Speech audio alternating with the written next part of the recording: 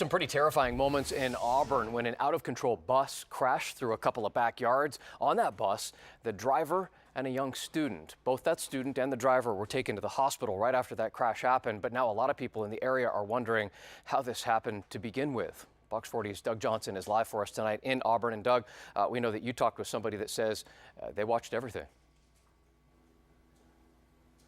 It certainly did, Eric. Now, this is where the bus left the road here on Bell Road. It then crashed through this white fence here, then crashed through another fence, this brown one over here, kind of making a giant curve through that backyard, and then crashing through this same brown fence again down by this home's driveway. And a lot of people out here say they really are counting their blessings that no one was seriously injured in all of this.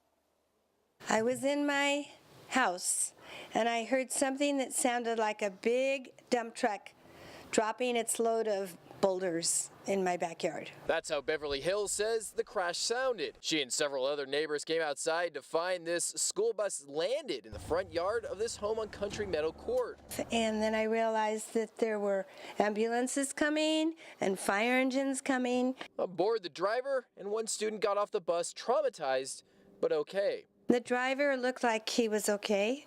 I mean, you know, how can you tell? But he was talking, and the young girl was also okay. So far from what we've heard, everybody's okay, and that's the most important part. This neighbor didn't want his face shown, but says the bus tore up his backyard, as well as his neighbors. The bus making an S as it crashed through 3 fences. He hit through the back fence on our neighbor's property, came through our fence, which would be the south end of the fence line, traveled through our yard along the fence, hitting a couple trees, some irrigation, and some plant beds, and came in at an angle back up into our neighbor's property here through our fence. Before the crash, the school bus was heading west on Bell Road when it left the street.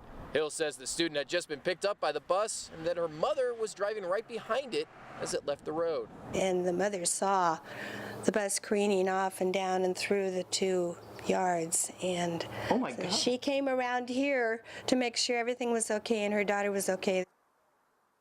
Yeah, you can see the neighbors have since put up this temporary fence just to once again make sure their animals can stay inside their yard. CHP is investigating this, and we're told they still don't have a cause of the crash, but apparently the girl, the student in this crash, she said she was complaining of pain in her leg.